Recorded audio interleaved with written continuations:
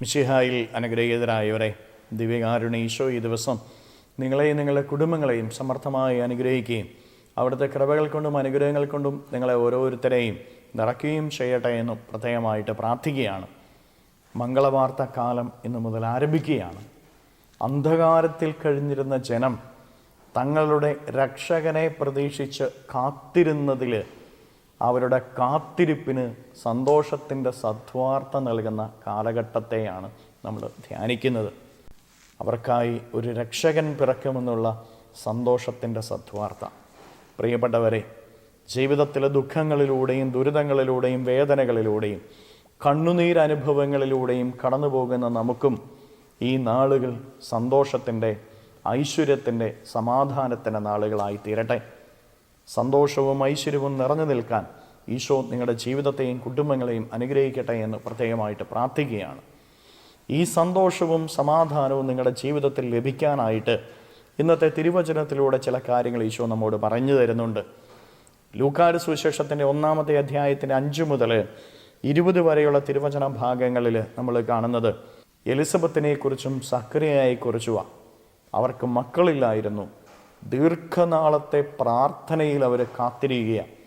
ഒരു ദിവസം സക്കറിയ ദേവാലയത്തിൽ ദൈവത്തിന് ധൂപം സമർപ്പിക്കുമ്പോൾ ദൈവത്തിൻ്റെ ദൂതൻ പ്രത്യക്ഷപ്പെട്ട് അവനോട് പറയുന്നുണ്ട്, നിങ്ങളുടെ പ്രാർത്ഥനയുടെ ഫലമായിട്ടൊരു കുഞ്ഞിനെ നിങ്ങൾക്ക് ദൈവം നൽകുമെന്ന്. പക്ഷേ അത് വിശ്വസിക്കാനായിട്ട് സക്കറിയായ്ക്ക് സാധിച്ചില്ല. അതുകൊണ്ട് തന്നെ അവൻ്റെ വാ അടയ്ക്കപ്പെടുന്നത് നമ്മൾ കാണുകയാണ്. പ്രിയപ്പെട്ട ദൈവമക്കളെ, ദൈവത്തിനു മുമ്പിൽ നീതിനിഷ്ഠരായി ജീവിച്ചവരായിരുന്നു സക്കറിയായും എലിസബത്തും. ദൈവത്തിന് പ്രിയപ്പെട്ടവരായി ജീവിച്ചവർ, ദൈവം നൽകുന്ന അനുഗ്രഹത്തെ പ്രാർത്ഥനയോടെ പ്രതീക്ഷിച്ച് കാത്തിരുന്നവരാണ്. തങ്ങൾക്ക് ഒരു കുഞ്ഞിനെ ലഭിക്കാനായിട്ട് പ്രതീക്ഷയോടെ പ്രാർത്ഥിച്ച് കാത്തിരുന്നവരായിരുന്നു. വിശ്വാസമില്ലാത്തവരല്ല, ദൈവത്തിന് മുമ്പിൽ കുറവുകൾ ഉണ്ടായിരുന്നവരല്ല.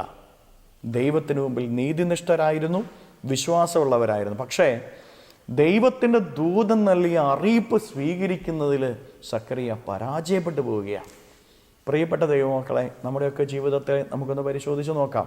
നമ്മുടെ ജീവിതത്തിലും ദൈവത്തിലും നമുക്ക് വിശ്വാസമില്ലേ? നമ്മൾ പ്രാർത്ഥിക്കാറില്ലേ? പ്രതീക്ഷയോടെ നമ്മൾ കാത്തിരിക്കാറില്ലേ? പക്ഷേ ചില നിമിഷങ്ങളിൽ നമ്മൾ നിരാശയ്ക്ക് വീണുപോകും. ചില നിമിഷങ്ങൾ നമ്മുടെ വിശ്വാസം നഷ്ടപ്പെട്ടു പോകുന്ന ചില അവസ്ഥകളുണ്ട്. കാത്തിരിക്കാനായിട്ട് തയ്യാറാകുമ്പോഴും വിശ്വാസത്തിൽ കുറവ് വരുന്ന ഒരവസ്ഥ നമ്മുടെ ജീവിതത്തിൽ ഉണ്ടാകാറുണ്ട്.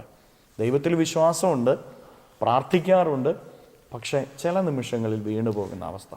ഈ അവസ്ഥ നമ്മുടെ ജീവിതത്തിൽ ഉണ്ടാകരുത് എന്ന് ഈശോനാഥൻ പഠിപ്പിക്കുക.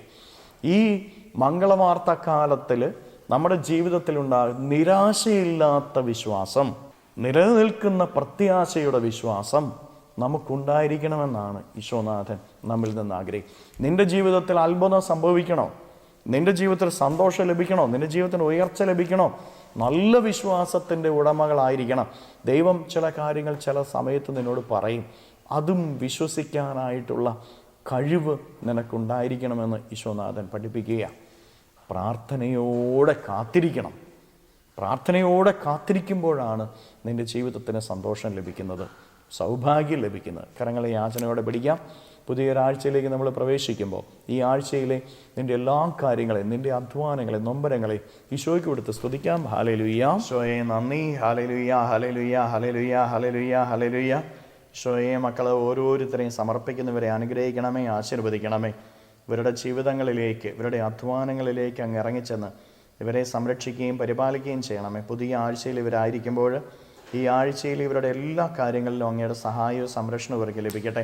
ഈശോയെ, ദിവികാരുണ്യത്താൽ ആശീർവദിക്കുമ്പോൾ ഇവരിൽ നിന്ന്, ഇവരുടെ അധ്വാന മേഖലകളിൽ നിന്ന്, വഴികളിൽ നിന്ന് സർവ്വ തിന്മകളും ബന്ധനങ്ങളും കെട്ടുകളും പിശാചിൻ്റെ ഉപദ്രവങ്ങൾ, നാരകീയ ശക്തിയിൽ പ്രവർത്തനങ്ങൾ നിർവീര്യമാകട്ടെ. എല്ലാ കെട്ടുകളും ഇവരുടെ ജീവിതത്തിൽ നിന്ന് അഴിയട്ടെ. Hallelujah, hallelujah, hallelujah, hallelujah. നിത്യം പിതാവും പുത്രനും പരിശുദ്ധാത്മാവുമായി സർവേശ്വരായ എന്നേക്കും ആമേൻ.